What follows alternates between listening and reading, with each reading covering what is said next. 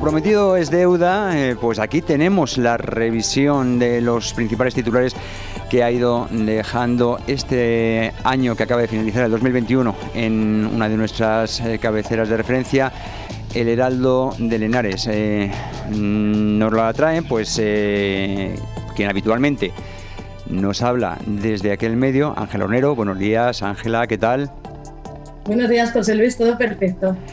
Y por supuesto el director de aquel medio, Roberto Mangas, a quien también saludo. Buenos días, Roberto, ¿qué tal? Buenos días, José Luis. Buenos días, Ángela. Buenos días a todos los oyentes de radio y a todos los que siguen Alcarria Televisión a diario con estos programas. Feliz año a todos. Bueno, pues vamos ya directamente a meternos. Bueno, lo primero que tengo que preguntar, ¿qué tal se han portado sus majestades de Oriente, Melchor, Gaspar y Baltasar, con los chicos del Heraldo? ¿Ha ido bien, Roberto? Bueno, no ha ido mal. Lo único que uno piensa que todo es cíclico, todo vuelve. Con estas edades ya vuelve uno a recibir los regalos de cuando era un adolescente, entre libros, ropa y discos además de vinilo. Pues está muy bien y además encantado porque mucha felicidad y mucha alegría de cosas útiles, de cosas que además uno quiere y cosas, por ejemplo, el disco que me han regalado de Tom Waits, espectacular, ¿no? Bueno. Entonces, encantado. Ángela, ¿qué tal por allí? Tú, como te has portado también muy bien, pues seguro que encantada. Yo genial, por ejemplo, estoy de estreno hoy con este jersey. Y bueno, pues lo típico, cosas, como dice Roberto, que siempre vienen bien, colonia, cremas, cosas que vamos a utilizar. Bueno, pues muy contentos entonces por lo que veo. Bueno, pues cosas que vienen bien y sobre todo en estas fechas es hacer un poquito de retrospectiva desde los titulares del Heraldo de Henares, así que vamos ya con ello, que si no luego se nos echa el tiempo encima. Ángela, ¿por dónde vamos a comenzar? Bueno, pues empezamos con una noticia de abril y es el caos que se dio en la jornada de puertas abiertas de Pastrana. Ese día, bueno, estaba previsto que continuara la estrategia de vacunación con las edades y, bueno, con la gente que lo necesitaba por salud. Pero, bueno, por ciertos motivos, como el que la gente no acudió o que se citaron a menos personas, sobraron dosis, a pesar de que, bueno, se podían conservar perfectamente en un frigorífico, ya que los viales no estaban abiertos y podrían haber durado hasta 6 meses, decidieron llamar a la gente, a amigos, a conocidos de bares, a gentes de pueblos de alrededor, incluso a gente que tenía 20 años. Entonces, bueno, fue un auténtico caos. Aquí tenemos el titular y vamos a profundizar un poquito más. Roberto, ¿cómo tratasteis esta noticia desde el Heraldo? Bueno, no podemos olvidar que la información es de marzo, abril, Semana Santa, en la cual llevamos apenas 3 meses vacunando en España, en la cual se había hecho un programa por el Ministerio de Sanidad que respetaban las comunidades autónomas de que había que seguir primero por los sanitarios, policías, servicios especiales, esenciales y luego por grupos de edad. Sabes que fueron los mayores de 80 años los primeros que empezaron. ¿Por qué? Porque era la gente que incluso hoy se reconoce pues, que está más en contacto con el virus y que además puede fallecer o tener consecuencias más graves de salud. Entonces, hoy que nos parecería absurdo porque sobran vacunas, porque incluso se hacen llamamientos para que la gente vaya a vacunarse, porque hay gente que no se quiere vacunar voluntariamente o hay gente que no puede vacunarse por motivos de salud, porque es una decisión libre y voluntaria dentro de que es un problema sanitario, en aquella época no. Eran muy poquitas vacunas las que llegaban, estaban tasadas y había que ponérselas a los grupos de riesgo establecidos de común acuerdo entre las comunidades autónomas y el Ministerio de Sanidad. ¿Y qué pasó en Pastrana? Una mala planificación del SESCAN hizo que sobraran vacunas y que pensaran que se iban a desperdiciar.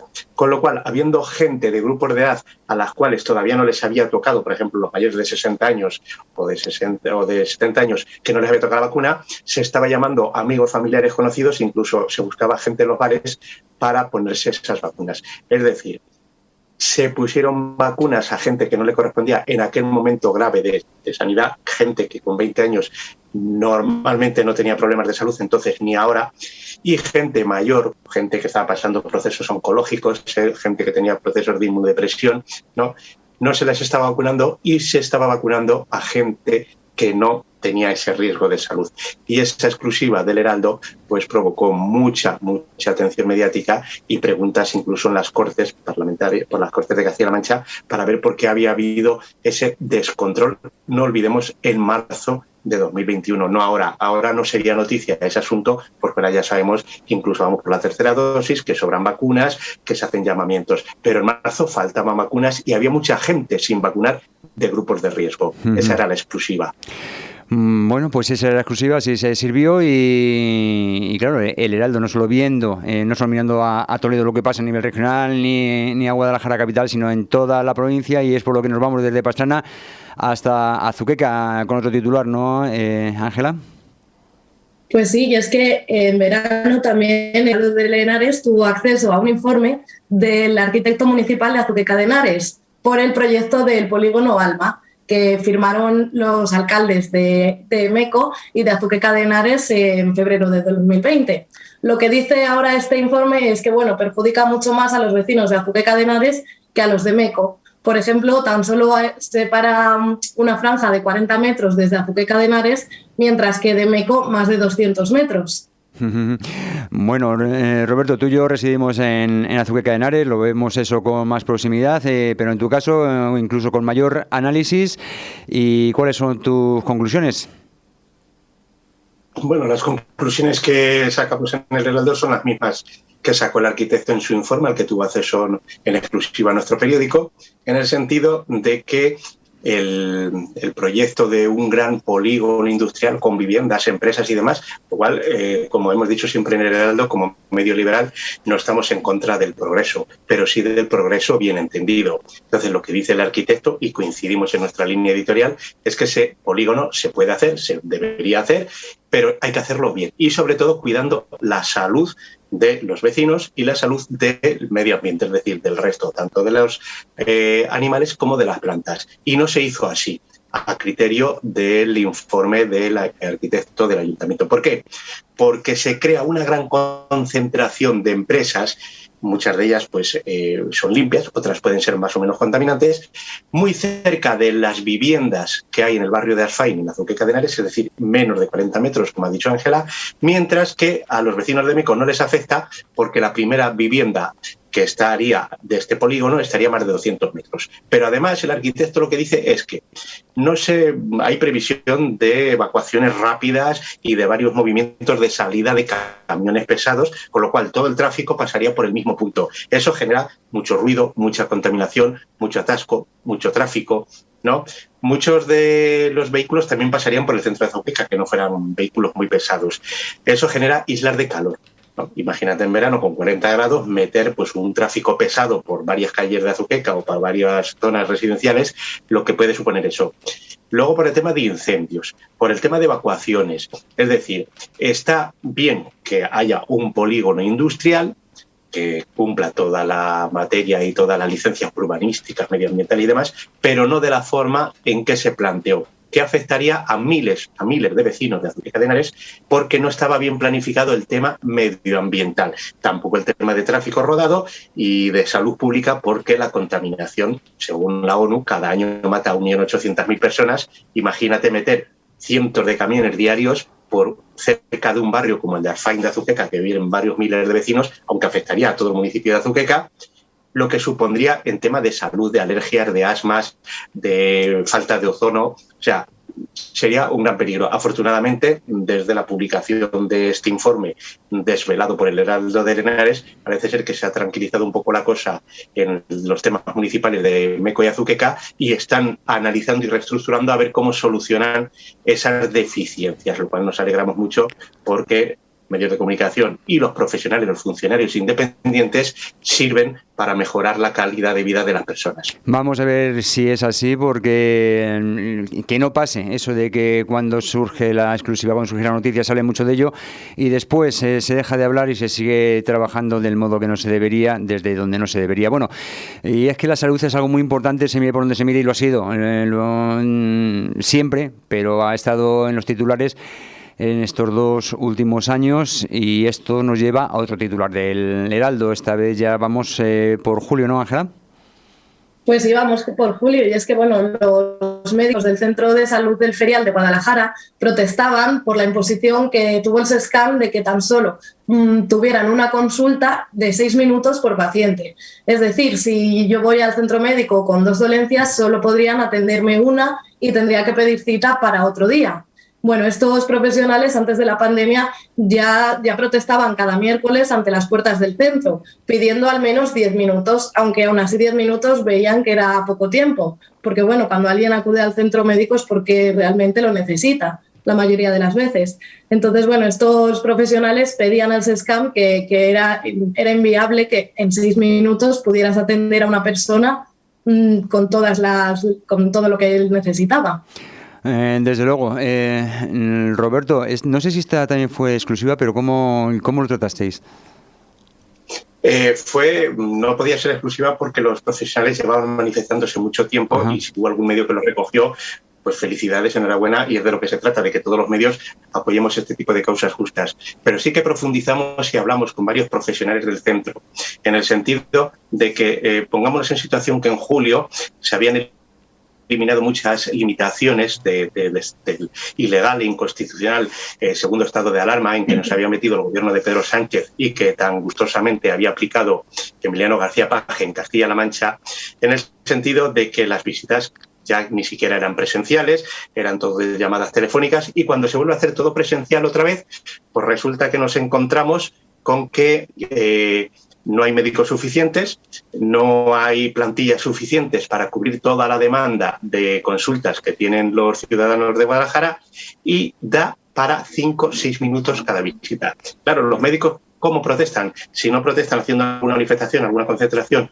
o declaraciones en los medios de comunicación, nadie se entera de lo que está pasando. Y entonces llaman la atención diciendo, oiga, que solo vamos a poder atender entre 5 y 6 minutos por paciente, cuando la OMS dice que un mínimo de 10 minutos, que también es poco, como dice Ángela, pero bueno, 10 minutos ya hay algo. Pero si encima tenemos solo 5 o 6 minutos, como decían ellos, si un paciente viene con 2 dolencias, era absurdo, no lo iban a practicar, pero lo llamaban la atención en los medios de comunicación. Solo le vamos a atender de una y van a tener que pedir cita para otra. ¿Por qué? Porque la sanidad está colapsada. La sanidad de Castilla-La Mancha está colapsada. Y mientras derivamos muchísimos recursos para asesores, para propaganda, para altos cargos, para viajecitos, para regalitos, para demás, los centros de salud están desasistidos.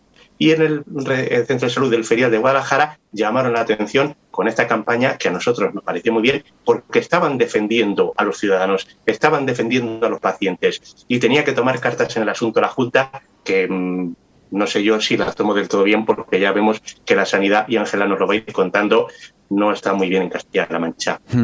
Vamos a ver, bueno, antes de que Ángela nos lo vaya contando, quiero introducir otro titular, que es que lo tengo delante, que llamó mucho también la atención en su día. Ya nos vamos a septiembre, y que trata del, no sabemos si dedazo a la hora de otorgar determinado cargo al exalcalde socialista de Guadalajara, Javier de Irízar, ¿no, Ángela?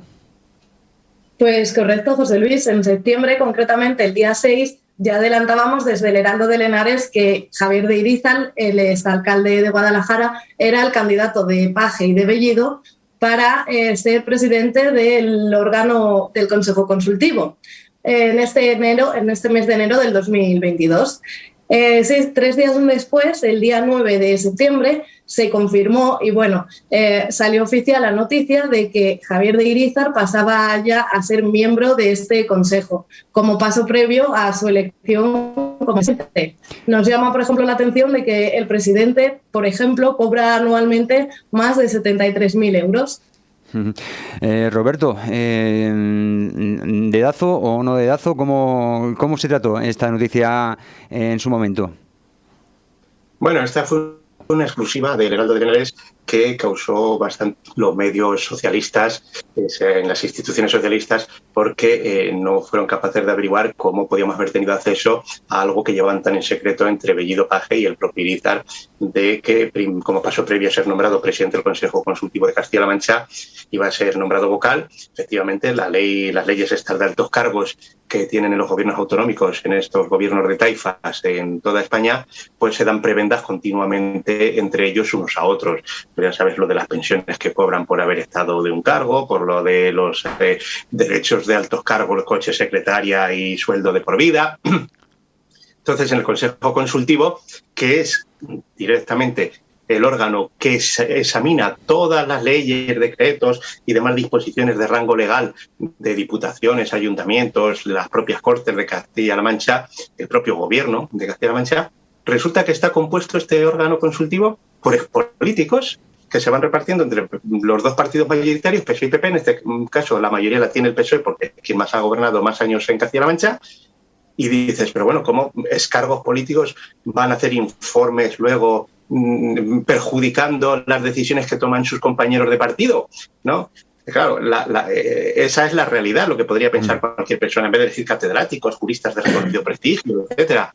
Entonces eligen a expolíticos. ¿Por qué? Porque en el órgano consultivo al final hay 15 o 20 letrados de oposición que son los que hacen los informes. Y los cargos políticos están para cobrar un sueldazo que va entre 60 y 70.000 euros al año, dependiendo si eres vocal o presidente del Consejo Consultivo. Esta exclusiva que dio el Heraldo lo que incidía era en que es un retiro de altos cargos del PSOE, este órgano consultivo, que quien hace el trabajo son los letrados, que pagamos impuestos para mantener a estos dinosaurios de la política que se han retirado de la política y que en unos años pues van a estos sillones para tener prebendas, cargo, coche oficial, honores, tratamientos, y que pueden incluso influir positiva o negativamente en leyes o disposiciones que aprueben instituciones y ayuntamientos de partidos políticos diferentes porque el cargo que ocupan. Entonces yo creo, y en el Heraldo pienso siempre, que estas instituciones deberían estar copadas por verdaderos juristas de reconocido prestigio. Pero en la política es lo que tiene hoy día, que es cada día un nivel, el listón más bajo. Claro, lo de ser juez y parte a la vez, pues es lo que tiene. Bueno, Ángela, vamos más también con otro juez y parte, en este caso José Luis Vega, ¿no? Pues sí, y es que, bueno, otra exclusiva del Heraldo es que se abrió una investigación por parte del Tribunal de Cuentas contra la Diputación de Guadalajara por los más de 600.000 euros que se pagaron a 19 funcionarios que decidieron prejubilarse voluntariamente antes de tiempo. Bueno, pues resulta que esta denuncia la recogió la Asociación contra la Corrupción, ADOCAP. Y bueno, el Heraldo de Henares tuvo acceso a esta documentación en el que, bueno, denuncian al presidente de la Diputación, a José Luis Vega Pérez, a la diputada de Empleo también, Ángela Ambite, y a los funcionarios que recibieron este dinero. Además, bueno, José Luis, había varias sentencias en contra del Tribunal Supremo y, bueno, incluso informe de la interventora, y a pesar de ello estos pagos se realizaron. Roberto, esto también lo estuvisteis investigando bastante a fondo, ¿no? Roberto. Sí, es un asunto que no es de ahora, que lleva varios años coleando. De hecho, es una resolución que se aprobó creo que con el ejecutivo así de memoria de María Victoria Pérez León o de Moratilla, no recuerdo. Es decir, que lleva durante varios periodos corporativos con varios presidentes diferentes en vigor. En unos casos se ha aplicado en algunos años, otros años no se ha aplicado, dependiendo de pues los informes, de la sensibilidad, del presupuesto que había en la Diputación. Pero para que nuestros oyentes les resumamos un poquito, muy brevemente, lo que supone esto, que, como bien ha dicho Ángela, el Tribunal Supremo ha decretado más de una ocasión que es ilegal, es que funcionarios públicos que cobran su sueldo mensual y tienen una edad de jubilación tras X años prestados, más llegar a cierto tipo de años de edad, ¿no? Entonces, también prevé que aunque si ya tienes unos años prestados, aunque no hayas llegado a la edad mínima, que son los 65 o 70 en algunos casos de altos funcionarios, te puedes jubilar antes perdiendo un poquito de dinero, pero te puedes jubilar porque has prestado servicios durante más de 35 años. Pues bien, lo que hacen en la Diputación de Guadalajara, que ya no lo hacen en la mayoría de ayuntamientos y diputaciones de España tras esas sentencias del Supremo, es que al funcionario que decide irse 2 meses, 3 meses, 5 meses, 1 año o 2 años antes de la edad que le corresponda, no solo no pierde ese dinero que marca la ley, sino que la Diputación le premia con X anualidades íntegras de lo que hubiera cobrado estando trabajando, supuestamente para regenerar, o sea, rejuvenecer la edad de la Diputación. Entonces nos encontramos con la paradoja de que un funcionario que lleva 35, 36, 38 años trabajando, que cobra 60.000, 70.000 euros al año, un alto funcionario hablamos, pues por irse unos meses antes, un año antes a jubilarse, pues le están pagando 50, 60.000 euros para que se vaya a jubilar. Cuando todos sabemos que desde el Gobierno de España se está planteando extender la vida laboral y además recortar el importe de la pensión. Esto, que antes hemos defendido a los funcionarios públicos, estos son ese tipo de cosas que hacen perjudicar la imagen de los funcionarios públicos porque no se entiende muy bien que una persona que trabaja en la empresa privada o un autónomo, cuando se queda en el paro o cuando se jubila porque su empresa ha cerrado y le hacen una prejubilación, pierda dinero, y sin embargo un funcionario que ha tenido toda la vida cubierta y un buen sueldo en caso de los altos funcionarios, no los pequeños funcionarios que cobran mucho menos que en la empresa privada, pero los altos funcionarios, ¿por qué se llevan tanto dinero de dinero público? En la Diputación tienen que dar explicaciones y acabar con este sistema que no solo no beneficia el rejuvenecimiento de los funcionarios de la Diputación, sino que perjudica a todos los ciudadanos de Guadalajara, porque ese dinero, los 700.000 euros que decía Ángela, salen de los impuestos de todos los ciudadanos. De la Plaza de Moreno nos vamos a la Plaza Mayor y de la Diputación al Ayuntamiento, pero no cambiamos de tema porque esto de lo de otorgar dinerillos depende de quién los otorgue y a quién se otorgue. Veo que también es factor común en la institución local, en el Ayuntamiento de Guadalajara, ¿no, Ángela? Pues sí, José Luis, y es que Alberto Rojo, el alcalde de Guadalajara, en el mes de octubre volvió a premiar al exconcejal socialista y actual ordenanza mayor Víctor Cabeza. En este mes de octubre fue con 3.000 euros, aparte de su sueldo, por concepto de productividad. Pero no era la primera vez, ya que desde octubre del 2019 ha recibido más de 11.000 euros en estas pagas con concepto de productividad. Desde el Heraldo de Henares también tuvimos acceso al decreto municipal firmado por Santiago Baeza, donde explicaban que era por un esfuerzo adicional. A pesar de antes de la pandemia, incluso después, se justificaban con un esfuerzo por este trabajo de ordenanza mayor. Uh-huh. Roberto, esto ya se ha hablado, se ha vuelto a hablar, pero depende a quién. Parece ser que le entra por un oído y le sale por el otro, porque este tipo de concesiones se siguen haciendo, ¿no? Sí, son inmunes a la crítica, se sienten impunes y además cuentan con el apoyo de los sindicatos de clase, que si dependiendo quién haga el hecho les parece mal y dependiendo quién lo haga les parece bien. Entonces, en otras situaciones tendríamos manifestaciones, carteles, ruedas de prensa y demás, y en este caso hay mucho silencio. Entonces, como muy bien lo ha resumido Ángela, para que los oyentes y espectadores de radio y de Alcar de televisión lo tengan más claro, es decir, sí. Visto el Ayuntamiento de Guadalajara mientras el gobierno de Antonio Román hasta 2019. En 2019 no llegó su puesto a salir en la lista, con lo cual tiene que volver a su trabajo de ordenanza mayor. Hay 2 ordenanzas mayores en el ayuntamiento. Y desde julio, que empieza a trabajar de 2019, en octubre ya estaba haciendo tanto trabajo él solo en el Ayuntamiento de Guadalajara, debía ser el único funcionario del Ayuntamiento de Guadalajara que trabajaba y que echaba horas extras y que trabajaba mejor que nadie, según los decretos del propio Santiago Baeza, teniente de alcalde, o en alguno de ellos de Lucía de Luz. Y se le empieza a premiar cada 2 meses, cada mes y medio, cada 2 meses, con paguitas de 1.000 euros, 1.500, 2.000, hasta llegar a la de octubre de 2021 de 3.000 euros. La oposición ha pedido porque los decretos no los justifica el ayuntamiento, solo dice que por especial dedicación. Especial dedicación, una ordenanza mayor, hay policías, hay bomberos, tal. Sí, que hay mucha gente que recibe gratificaciones, ¿vale? Pues diga usted qué gente recibe gratificaciones, porque según le han informado del Heraldo, se reciben muy poquitas, tienes que pelearte con administración, con intervención, muchísimo tiempo para recibir 300 euros por haber hecho unas extras X tiempo, y sin embargo este señor no se justifica porque lleva más de 14.000 euros en año y medio, siendo ordenanza, cobrados además de su sueldo. Es decir, que todos los ciudadanos de Guadalajara, cuando van a pagar impuestos municipales, sepan que los primeros 14.000 euros que están pagando de su esfuerzo, de su bar, de su carnicería, de su trabajo de maestro, de funcionario, de albañil, los primeros 14.000 euros van a ser para premiar como sobresueldo a la ordenanza mayor.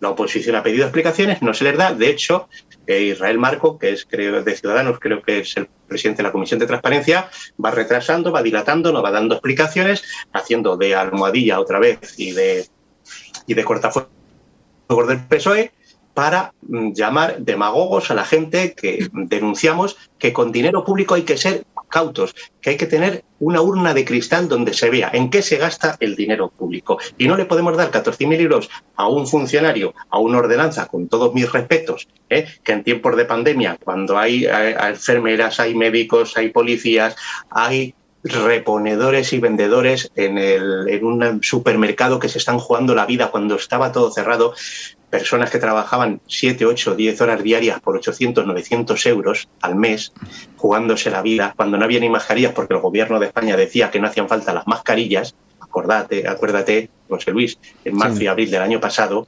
de hace 2 años, y resulta que el señor Ordenanza Mayor, que había sido viceportavoz del PSOE en el Ayuntamiento de Guadalajara, se lleva 14.000 euros más. Luego dicen que si tenemos fijación, no. Tenemos fijación con el dinero público y no se pueden regalar 14.000 euros sin explicar a los ciudadanos qué ha hecho, cuántas horas ha echado, de qué han servido sus servicios, por qué se le ha pagado, qué expediente gubernativo se ha incoado con los motivos argumentados para darle en un solo mes 3.000 euros, como en octubre del 2020. Y eso lo tiene que explicar el equipo de gobierno de Alberto Rojo y de Rafael Pérez Borda del Ciudadanos. Bueno, vamos a ver si lo explican, pero nosotros tenemos que ir avanzando en el año y hacerlo para lamentablemente encontrarnos con otro titular relativo a la sanidad, ¿no, Ángela?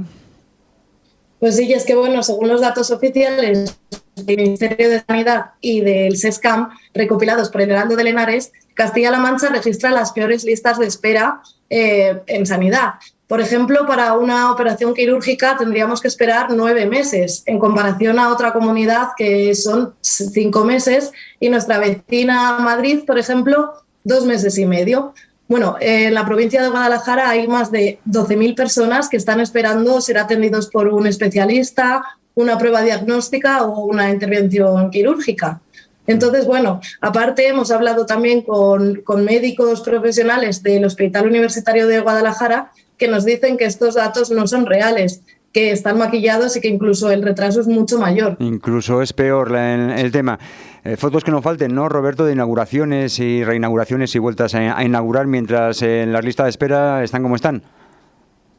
Sí, efectivamente, lo que hablábamos antes, y por no redundar mucho, la sanidad en Castilla-La Mancha es la peor sanidad de toda España, no lo dice el Heraldo de Henares. El Heraldo de Henares solo publica esos datos que otros no se atreven, los recoge, los analiza, que son datos propios de la propia Junta y del Ministerio de Sanidad, no son datos que hagamos nosotros la cuenta con un bolígrafo. Nosotros vamos a las web oficiales de Sanidad y de la Junta de Castilla-La Mancha, cruzamos los datos y entonces nos dice que la comunidad con la peor sanidad de toda España, con la sanidad con más retraso, con las peores listas de toda España, de hecho en algunos casos supera incluso el año. En algunas especialidades supera el año para las listas. ¿Y qué hacen? Muchas veces, van maquillando estas listas, te dan una cita en medio de cuando estás esperando para una operación o para una consulta, para decirte que a partir de ahora te cambian el médico, te cambian el centro, te cambian el protocolo y de repente desaparece el tiempo anterior que estabas esperando para empezar a contar de nuevo. Es decir, te han volado de golpe 6, 8 meses de la lista de espera para cortar los tiempos en la media. Entonces, lo de la sanidad en Castilla-La Mancha es desesperante. Lo de la sanidad de Castilla-La Mancha es de juzgado de guardia. Por mucho menos estarían las mareas blancas y verdes y de todos los colores rodeando los hospitales y poniéndonos la cabeza loca a todos. En Madrid se han hecho manifestaciones con listas de espera de 2 meses y medio. En Castilla-La Mancha, listas de espera de un año, que la gente se va a la sanidad privada.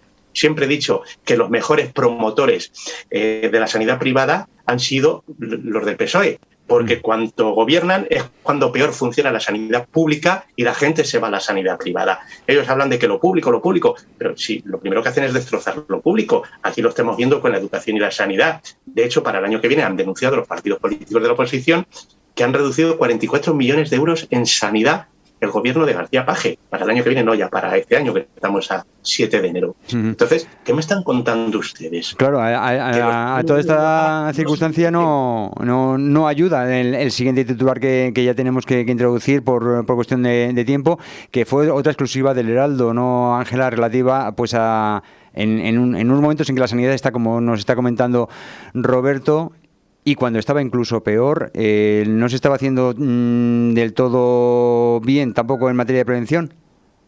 Pues volvemos a la Diputación de Guadalajara. Y es que, bueno, esta noticia es muy reciente, pero la Diputación de Guadalajara compró miles de productos de material sanitario al principio de la pandemia que carecían de certificado de homologación pues de la Unión Europea. Y bueno, ante las preguntas de un ciudadano, la Diputación de Guadalajara simplemente dice que no consta dicho certificado. Y bueno, este material lo repartió entre sus empleados y entre los pequeños ayuntamientos. Roberto, ese tema también es complicado, sobre todo la noticia la sacasteis hace poco, pero cuando se produjo este hecho, esta compra, la cosa estaba muy, muy delicada, ¿no? Sí, nos encontramos entre marzo y abril del 2020, donde les pilla a todos por sorpresa, porque desde enero que se empezó a hablar de esta pandemia nadie quiso prestarle atención. Desde enero del 2020 nos referimos, se vendieron respiradores a otros países, se vendieron mascarillas a otros países, con lo cual aquí se hablaba, acuérdate, que 1 o 2 casos aislados. Se decía por parte del portavoz oficial del gobierno, Fernando Simón, en materia sanitaria. Entonces nos encontramos con que no teníamos medios, no teníamos nada, y empezó, en vez de centralizarse todas las compras desde el Ministerio de Sanidad, con apoyo de las comunidades autónomas, cada ayuntamiento, cada municipio, cada diputación, cada comunidad empezó a hacer la guerra por su cuenta por el descontrol del gobierno de Pedro Sánchez. Entonces, pues había empresas fantasmas o no fantasmas que de repente surgían de la nada y se dedicaban a vender material.